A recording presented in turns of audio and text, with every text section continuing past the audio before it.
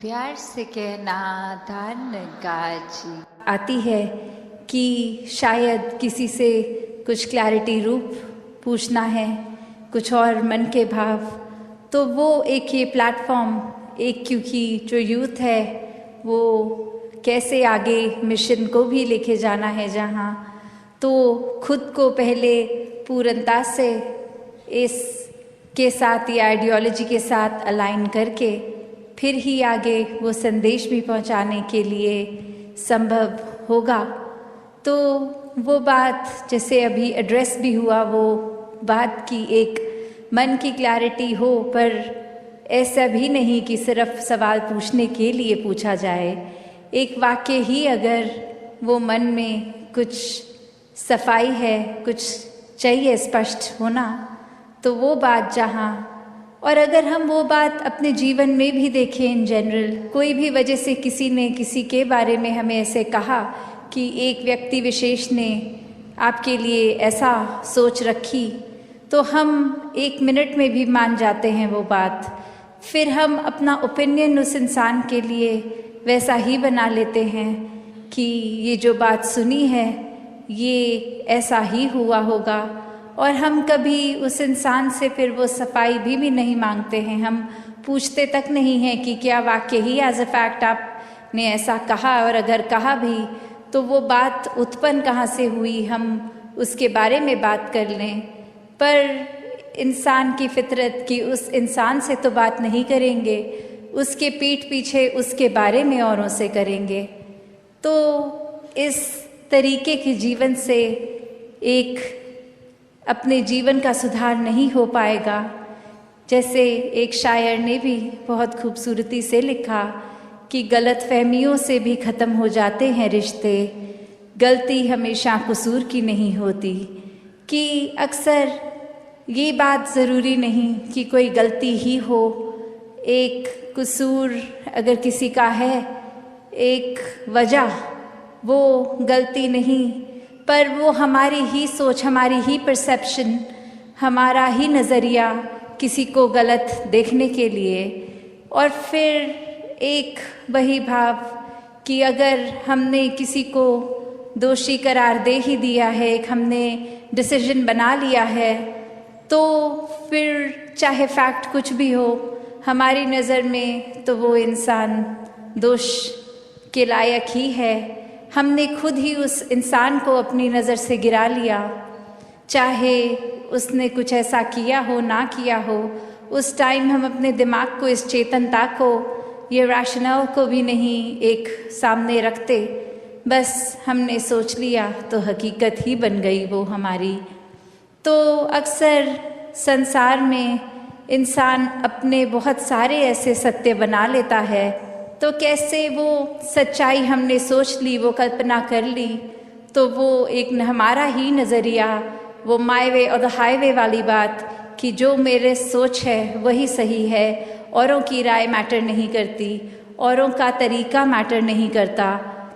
तो ऐसी सोच अगर है तो हमारी ग्रोथ कहाँ है उसमें। एक जीवन को फिर हमने इतना ही अपने आप, अपनी ईगो से भर लिया, अपनी सोच से, अपने माइंडसेट को ही एक सही मानकर, तो कैसे इस जीवन में जब जिएंगे तो वो माया रूप यहाँ पे हावी होगा। क्योंकि when we are so full of ourselves, तो हम लर्निंग कहाँ से करेंगे, जबकि इस निराकार, इस दातार ने तो हर जगह इस कण कण से शिक्षा लेने का एक रूप दिया है।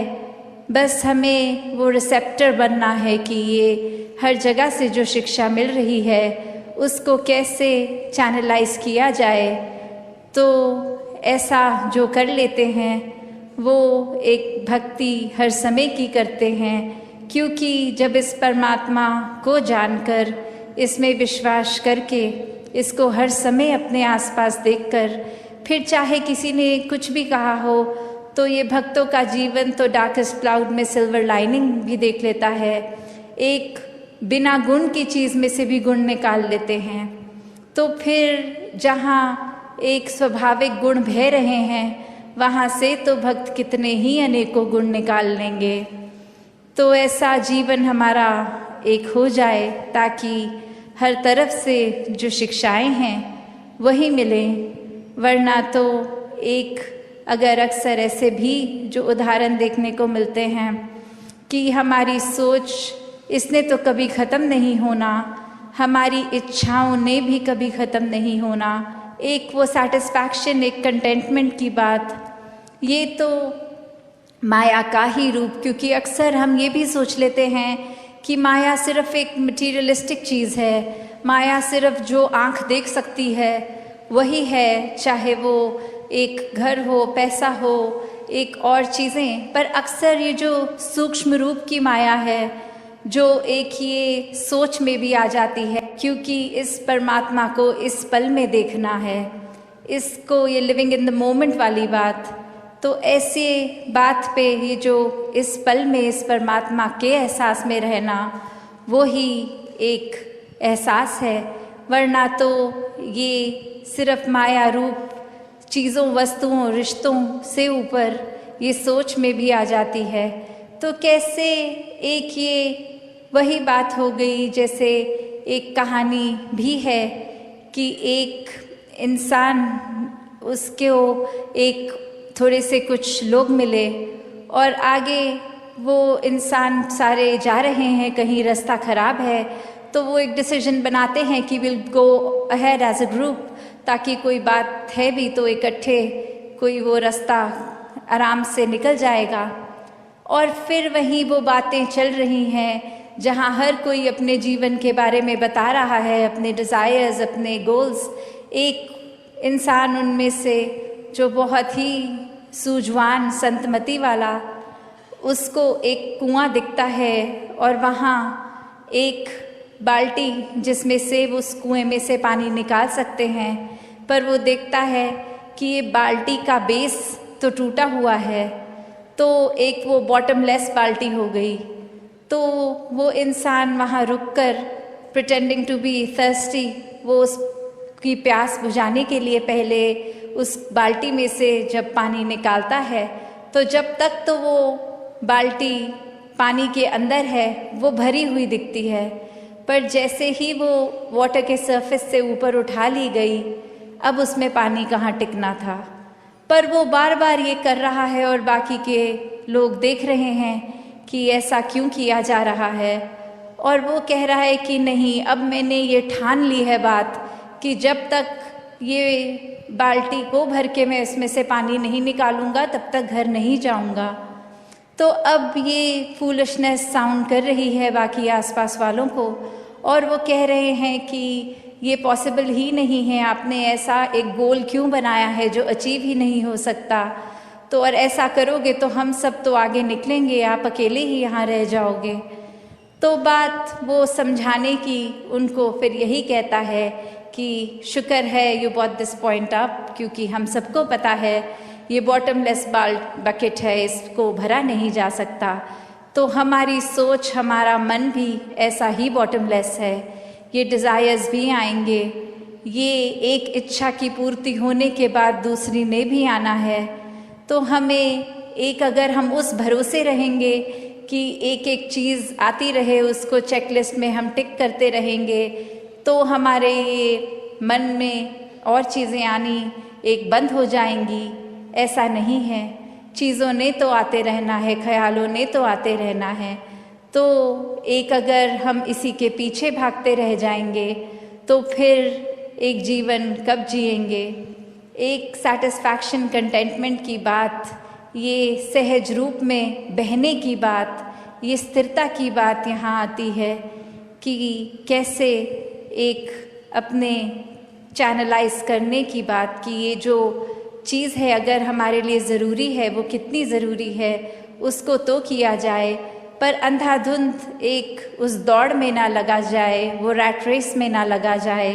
भी मन में नहीं टिकता, और मन से जुड़ी हुई जो पहली चीज़ आती है वो अहंकार तजना, वो एक समर्पित भाव, मन को एक अपने होने के इस एहसास से हटना होगा और इस परमात्मा के लिए हमेशा अर्पित रहना है। एक सेवा में अर्पित रहना है। तो ये सुकून यहाँ समर्पित होने के बाद जो मिलता है, तो कैसे समर्पण के साथ सुकून। तो अपने जीवन में जहाँ हम समर्पण की बात करते हैं, तो ये समर्पण कैसा समर्पण है।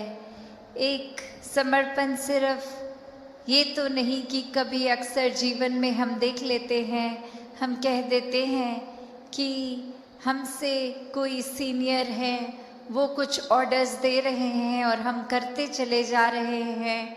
अक्सर किसी ना किसी प्रोफेशन में देखा है, ऑफिसेज में या किसी भी सर्विस में, तो एक सीनियर का ऑर्डर मान लेना या फिर कोई अथॉरिटेटिव पर्सन, कोई टीचर, कोई और इस तरह से जो हम पे कोई बात करते हैं और वो मान लेना, वो अक्सर ये रूप उसका समर्पण का नहीं बन पाता, क्योंकि ये रूप तो वो डर से है कि वो जो कह रहे हैं वो करना ही होगा, वरना नौकरी से निकाल दिए जाएंगे, वरना फिर कोई और इस बात की रेपकशन हो सकती है। तो एक वो बात मानना वो हर प्रोफेशन में हो जाता है, पर मन वहाँ समर्पित नहीं होता। वो किसी भय के कारण या किसी और अन्य कारण से समर्पण होता है। तो यहाँ समर्पण होना मतलब एक दिल में प्रेम को रखते हुए प्रेम से समर्पित होना, ये प्यार से अपने आप को खोकर सिर्फ इस परमात्मा का होकर, ये समर्पित भाव मन का अगर इस तरह का समर्पण है तो वो मुबारक समर्पण है।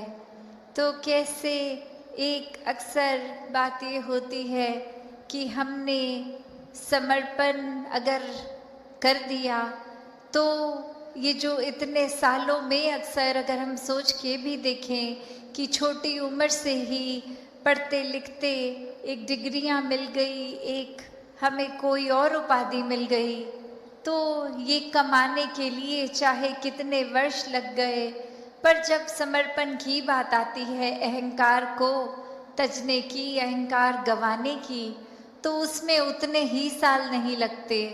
ये तो एक पल में ही समर्पण हो जाता है। जैसे ही ये मन समझ लेता है कि ये शरीर मैं नहीं हूँ, ये आत्मा का असली रूप परमात्मा है, और शरीर ने तो अपनी यात्रा कुछ सालों में करके इसका एक विनाश हो जाना है, तो कैसे ये समर्पित जीवन जिया जाए जब तक जीवन है।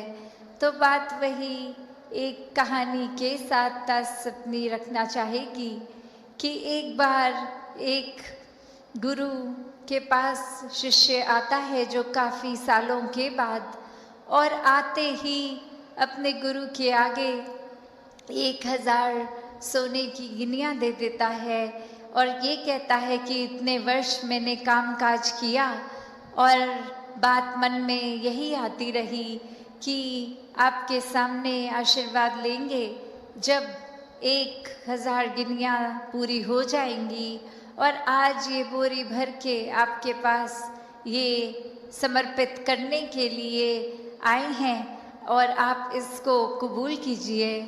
वही वो गुरु वो लेकर सामान अपने शिष्य से कहता है कि ठीक है, तुमने ये दी, मैंने स्वीकार करी, और अब ये जो सामने नदी बह रही है, सारी की सारी ये गिनियाँ उस पानी में बहा दो। और अब वो शिष्य के मन में सवाल कि क्या ये एक क्या ही बात हुई, इतनी मेहनत जो करी कि गुरु को देंगे, और अब वो दे भी दिया, तो उसके बाद वो इसको अपने पास नहीं रख रहे हैं, वो इसको नदी में बहाने को कह रहे हैं। तो वही वो सवाल कि क्या फिर वो समर्पण था कि अगर एक क्या होगा अब उस वस्तु का, जिस तरह हम देना चाह रहे थे वो उस तरह अपनाई नहीं गई, उसको साथ तो कुछ और ही करने को कह दिया। तो वहीं ये ख्याल जहाँ उस शिष्य को आया और फिर वो अपने मन पे किसी तरह काबू करके, क्योंकि अब गुरु ने कहा था तो वो फॉलो करने के लिए किसी भी सोच विचार के साथ चला तो गया नदी किनारे कि ठीक है अब कहा है तो ऐसा ही करना होगा। और वहीं काफ़ी देर हो गई और अब गुरु भी इंतज़ार कर रहा है कि ये इतनी देर से लौट के नहीं आया, इतनी देर क्यों लग रही है वो उसको वो सिक्के नदी में बहाने के लिए।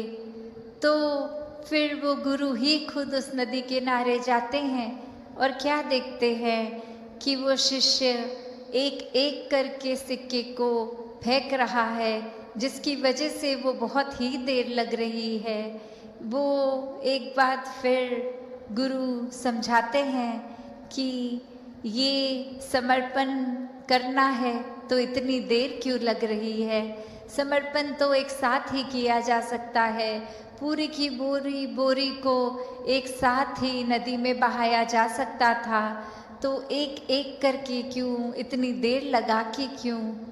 तो ये कहानी में तो ये मन की अवस्था ही है कि हम किस तरह एक अपने मन को इस तरह मान लेते हैं कि कोई अटैचमेंट हो गई, कोई और कारण से अगर ये लगा कि कुछ वस्तुएं इकट्ठी हो गई हैं, कोई उपाधियां मिल गई हैं, या कहीं अपने मोहल्ले में, अपने दायरे में बहुत नाम कमा लिया है, एक हमारा कुछ औहदा, कुछ रिस्पेक्ट बन गई है, एक तरह के हम सेलिब्रिटी बन गए हैं, कुछ 2-4 लोग हमें जान गए हैं, तो ये एक इम्पॉर्टेंट होने का अहंकार या कोई और तरह का अहंकार ये मन में घर कर लेता है। तो ये सारी चीज़ें सिर्फ इस्तेमाल के लिए पाई भी नहीं मांगते हैं, हम पूछते तक नहीं हैं कि क्या वाकई ही एज अ फैक्ट आपने ऐसा कहा, और अगर कहा भी तो वो बात उत्पन्न कहाँ से हुई, हम उसके बारे में बात कर लें। पर इंसान की फितरत की उस इंसान से तो बात नहीं करेंगे, उसके पीठ पीछे उसके बारे में औरों से करेंगे। तो इस तरीके के जीवन से एक अपने जीवन का सुधार नहीं हो पाएगा। जैसे एक शायर ने भी बहुत खूबसूरती से लिखा कि गलत फहमियों से भी ख़त्म हो जाते हैं रिश्ते, गलती हमेशा कसूर की नहीं होती। कि अक्सर ये बात ज़रूरी नहीं कि कोई गलती ही हो, एक कसूर अगर किसी का है, एक वजह, वो गलती नहीं, पर वो हमारी ही सोच, हमारी ही परसेप्शन, हमारा ही नज़रिया किसी को गलत देखने के लिए। और फिर एक वही भाव कि अगर हमने किसी को दोषी करार दे ही दिया है, एक हमने डिसीजन बना लिया है, तो फिर चाहे फैक्ट कुछ भी हो हमारी नज़र में, तो वो इंसान दोष के लायक ही है।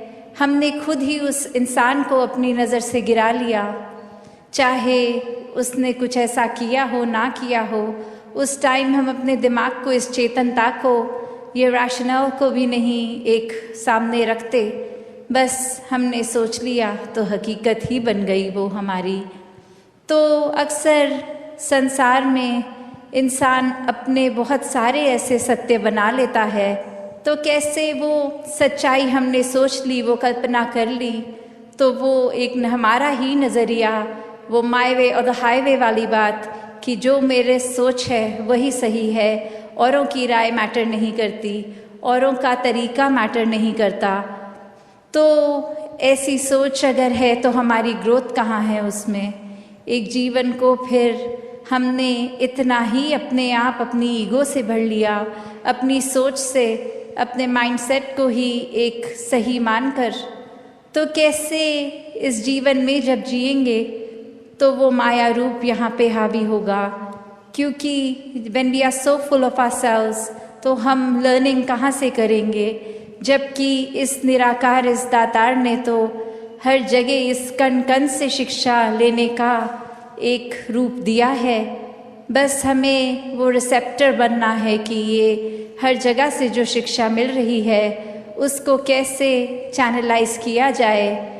तो ऐसा जो कर लेते हैं वो एक भक्ति हर समय की करते हैं, क्योंकि जब इस परमात्मा को जानकर, इसमें विश्वास करके, इसको हर समय अपने आसपास देखकर, फिर चाहे किसी ने कुछ भी कहा हो, तो ये भक्तों का जीवन तो डार्केस्ट क्लाउड में सिल्वर लाइनिंग भी देख लेता है। एक बिना गुण की चीज़ में से भी गुण निकाल लेते हैं। तो फिर जहाँ एक स्वाभाविक गुण बह रहे हैं वहाँ से तो भक्त कितने ही अनेकों गुण निकाल लेंगे।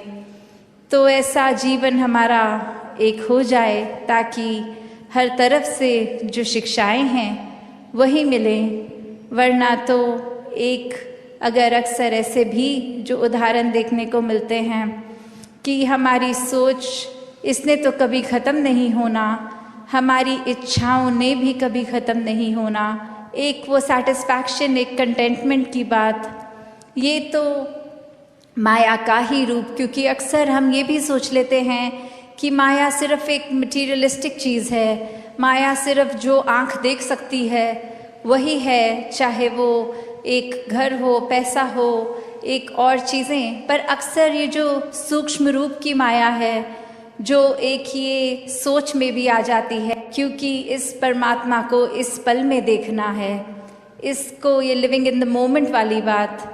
तो ऐसे बात पे ये जो इस पल में इस परमात्मा के एहसास में रहना वो ही एक एहसास है। वरना तो ये सिर्फ माया रूप चीज़ों, वस्तुओं, रिश्तों से ऊपर ये सोच में भी आ जाती है। तो कैसे एक ये वही बात हो गई, जैसे एक कहानी भी है कि एक इंसान, उसको एक थोड़े से कुछ लोग मिले और आगे वो इंसान सारे जा रहे हैं, कहीं रास्ता ख़राब है, तो वो एक डिसीजन बनाते हैं कि will go ahead as a group, ताकि कोई बात है भी तो इकट्ठे कोई वो रास्ता आराम से निकल जाएगा। और फिर वहीं वो बातें चल रही हैं जहाँ हर कोई अपने जीवन के बारे में बता रहा है, अपने डिज़ायर्स, अपने गोल्स।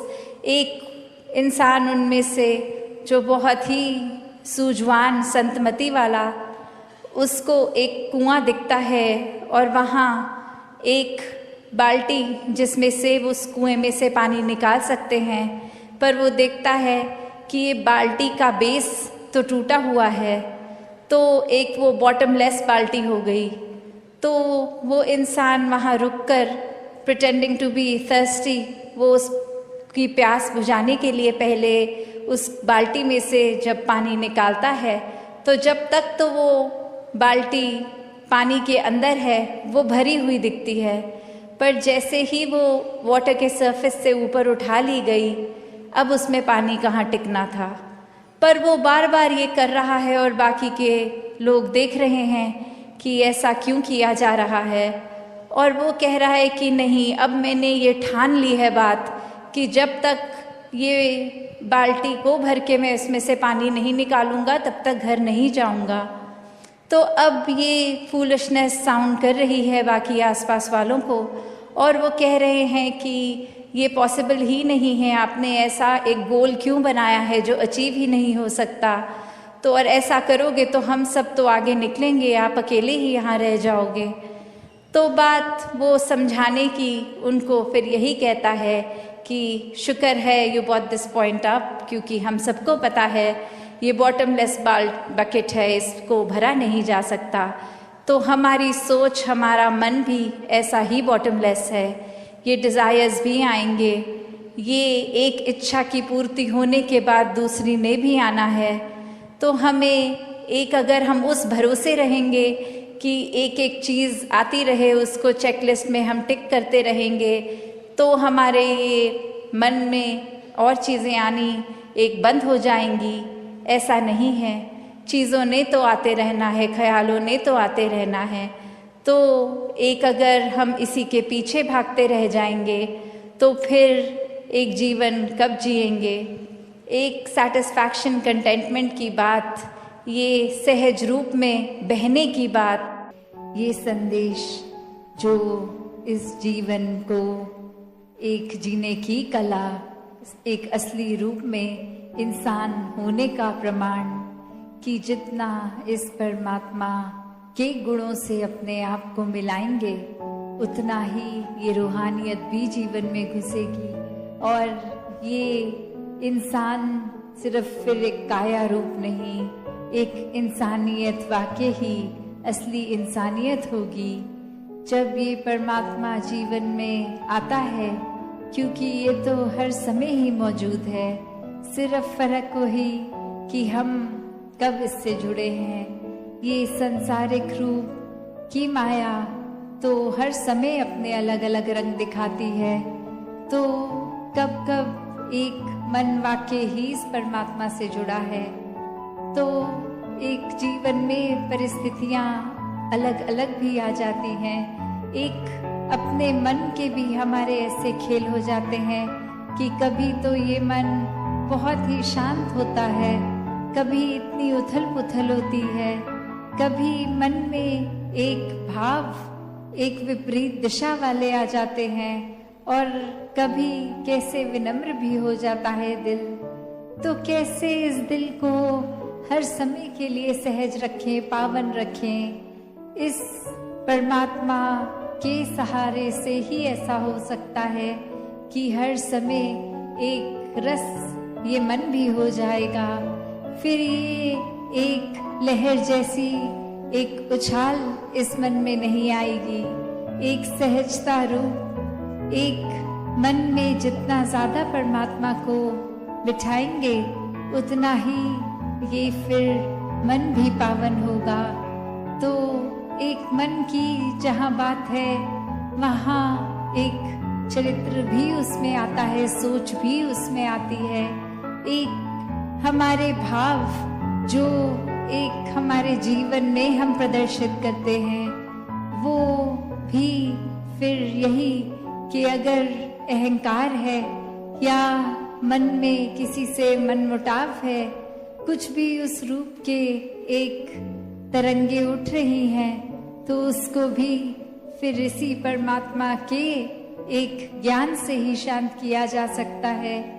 क्योंकि एक किसी का कुछ किया मन को अगर चोट दे भी रहा है तो हमने कैसे खुद को उस परिस्थिति में भी ठीक रखना है।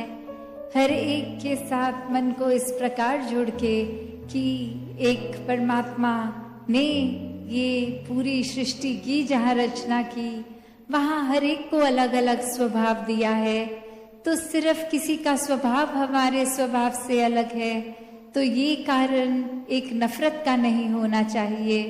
इससे तो अपनत्व और बढ़ना चाहिए, क्योंकि जितने अलग अलग सबके स्वभाव उतनी यूनिकनेस उनकी, और वहीं इतना कुछ सीखने के लिए ये मन में करुणा, दया, विशालता जितनी रखेंगे इस परमात्मा के सहारे से ही जो कि रखी जाएगी, तो ये ऐसा करने से फिर एक जीवन में भी एक सुखद रूप, एक आनंद रूप, कि फिर कुछ ऐसा तो नहीं होगा कि हम अगर आर्थिक रूप में कम हैं तो एक धन दौलत आ जाएगी, या फिर कोई अगर शरीर की पीड़ा है वो एक चली जाएगी। नहीं, परिस्थितियां तो वही रहेंगी, पर मन की अवस्था, ये दृष्टि, एक हर समय का सुकून फिर भी रहेगा।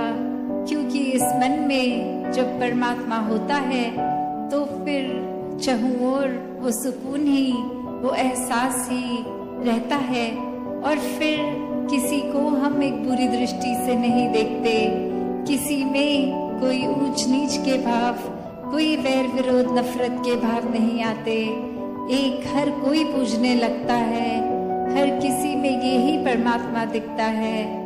तो एक जहाँ कंपैशनेट होने की बात है, और एक अक्सर ये मन मंदिर की बात होती है कि इस मंदिर में इस परमात्मा को बिठा लिया, इस मन में इस परमात्मा को बिठा लिया तो वाकई ही हम खुद ही मंदिर हो गए, एक चलता फिरता परमात्मा का प्रमाण हो गए।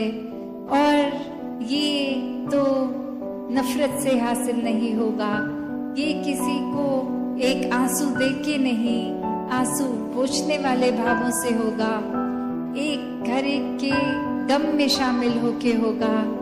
हर एक को कैसे एक रूप परमात्मा का देखकर एक सेवा भाव, एक कि हर कोई इस परमात्मा का रूप, और अब ये सेवा भाव कि सिर्फ उस वजह से नहीं कि किसी को कोई जरूरत है और हमारे पास वो बल है कि उसकी जरूरत को पूरा कर दें, नहीं, ये बल भी परमात्मा ने ही दिया है। तो हम होते कौन है कुछ किसी को मदद देने वाले।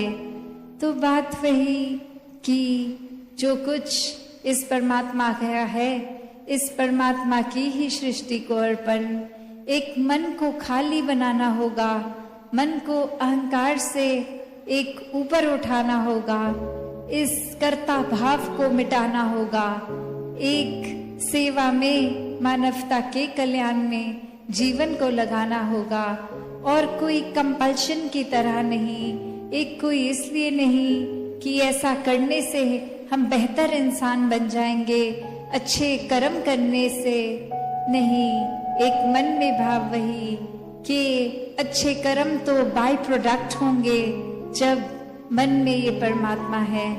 और फिर भक्ति भी फिर उस भाव से ही है कि संसार को त्याग के नहीं भक्ति करनी, इस समाज, इस परिवार, इस संसार में रह के भक्ति करनी है, अपने कर्तव्यों का पालन करके भक्ति करनी है, कोई उदासी से मुंह लटका के भक्ति नहीं करनी, एक खुशी से मन झूम झूम कर इस परमात्मा के एहसास में रहता है। जब इस प्रेम में एक मन इतना डूबा रहता है कि फिर ये सहज रूप की भक्ति, हर पल की भक्ति, तो जहाँ इस संसार में हमें रहना भी है, वहाँ इस संसार से ऊपर उब के एक उठे हुए रूप में वैसे विचरण करना है। ये चीजों ने आना है, जाना है, एक भावों ने आना जाना है, इच्छाओं ने भी कभी खत्म नहीं होना। तो फिर ऐसा क्या है कि हम हर समय सहज रह पाएंगे। तो बात वही कि जब इस परमात्मा के द्वारा दी गई चीजों का इस्तेमाल भी एक सदुपयोग रूप में हो, हर एक की भलाई के लिए हो, अपनी भलाई के लिए हो, तो ही वो साधन भी मुबारक हैं। वरना तो एक अगर हम चाकू तक का उदाहरण लें तो वो चाकू का काम तो एक छिलना है, एक काटना है, तो वो जो इंसान के हाथ में है चाकू, उस इंसान की नीयत क्या है, उस पर उस चाकू का असर निर्भर करता है। वो कोई एक चाकू उसके हाथ में हो जो चोर हो, डाकू हो, मर्डर हो, तो फिर एक नुकसानदेह काम होगा। पर वहीं हम देखते हैं कि एक सर्जिकल नाइफ जब किसी सर्जन के हाथ में होती है, एक डॉक्टर के हाथ में होती है, तो शरीर को वो चाकू भी छिलता है, एक खून भी आता है, पर वो एक बेहतरी के लिए होता है, एक उससे एक अच्छा रिजल्ट ही मिलता है, एक सेहत के लिए वो सुधार रूप बनता है। तो बात वही कि ये साधन भी इस परमात्मा ने दिए हैं, हमें अपनी सोच को ठीक रखना है, उन साधनों को मिसयूज नहीं करना, उनको भी उसी परमात्मा, ये जो हम हर समय अनसंग है कि जो इतने साधन दिए, वो साधन रूप को भी हम फिर परमात्मा के एहसास में अगर इस्तेमाल करेंगे तो दुरुपयोग तो होगा नहीं, एक अच्छी सोच, एक अच्छे भावों से ही होगा। तो ये जल्दी ही हर किसी के जीवन में ब्रह्म ज्ञान रूप की दात भी जहाँ आए, वहाँ हर पल भक्ति करते हुए, अपने कर्तव्यों को पूरा करते हुए हर कोई इस जीवन को भक्तिमय जिए। सत्संगत जी प्यार से कहना धन निरंकार जी। सत्संगत जी प्यार से कहना धन निरंकार जी। सत्संगत जी, जितना तुम निस्वार्थ और ईश्वर के प्रति समर्पित हो जाओगे, उतना ही तुम्हारा मन प्रसन्न होगा और दूसरों को खुश करने के विचार भी उत्पन्न होंगे। सत्संगत जी, कहे हरदेव सन्मति को जो मानव है अपनाता, इस दुनिया में जीवन सुंदर वो मानव है जी पाता। कोरी जानकारी हमारा कुछ संवारने वाली नहीं है। जानकारी को जब तक हम जीवन में प्रयोग नहीं करते, उसे आचरण का रूप नहीं दे देते, तब तक हमें उस जानकारी से लाभ नहीं पहुंच सकता, तब तक हम जीवन में सफल नहीं हो सकते। सेवा दूसरों की करने से अपनी होती है और सुधार अपना करने से दूसरों का होता है। गहराई से सोचोगे तो यह सूत्र वास्तव में सत्य है। सत्संगत जी, सतगुरु के भावों को समझकर उसको जीवन में ढालने वाला ही गुरु की नज़रों में परिचारिक होता है। किस्मत हमसे कोई नहीं छीन सकता। हमारी सफलता सिर्फ और सिर्फ हमारी मेहनत पर निर्भर है। अगर हम सच्चे और अच्छे हैं तो ईश्वर हमारी मदद को लोग भेजते रहेंगे। तो बस मुस्कुराते हुए लगे रहना है अपने काम में।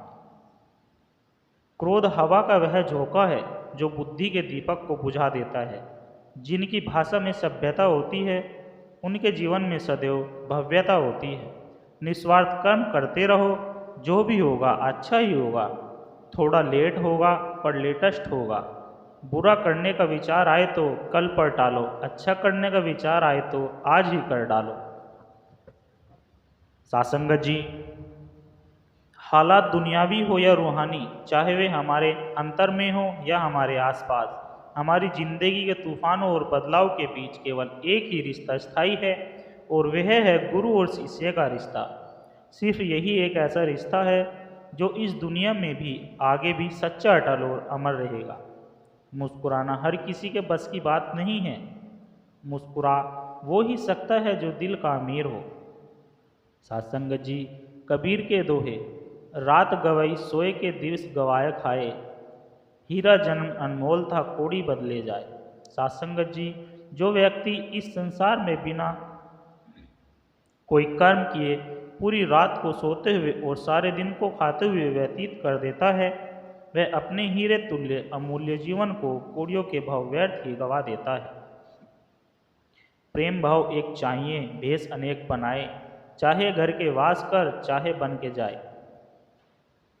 सत्संगत जी, व्यक्ति है हृदय में प्रेम होना चाहिए।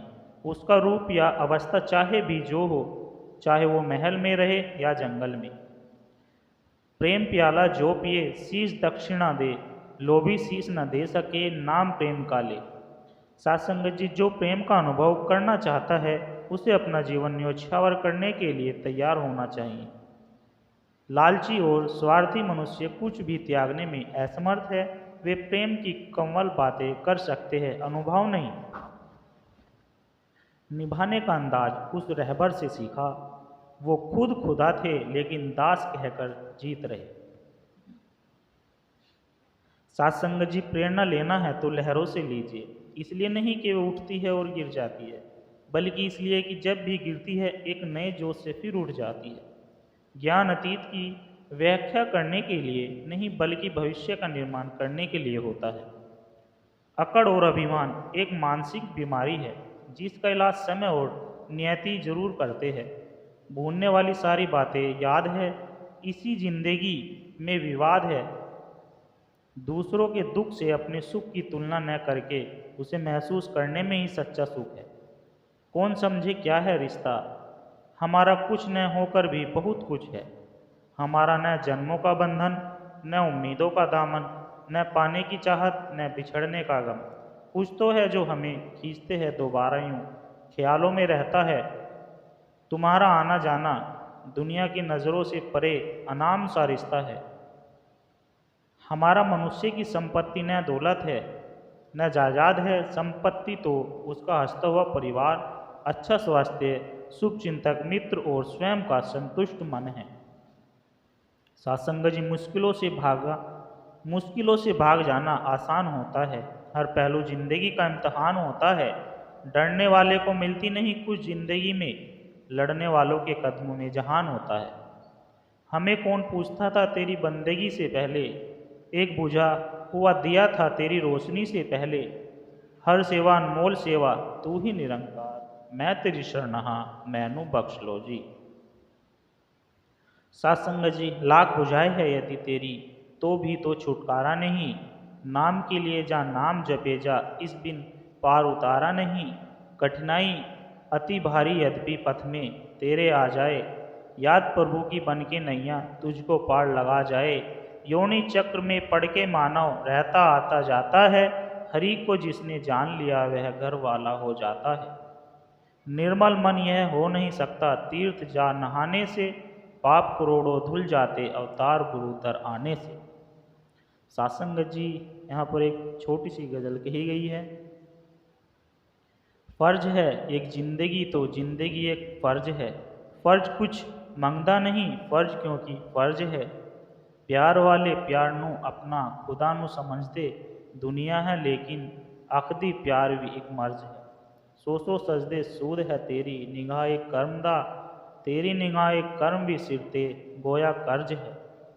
जिन्ने भी तेरे लाडले सजदे ने तैनू कर रहे, कोई भी वे गर्ज नहीं रहमत दी सबनू गर्ज है।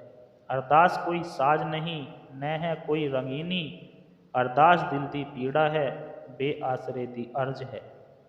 स्वर्ण आत्मा दी जिंदगी एक ऐसा गीत है, सरगम ते साकी ठीक है बिगड़ी हुई पर तर्ज है। सत्संग जी, प्यार से कहना धन निरंकार जी।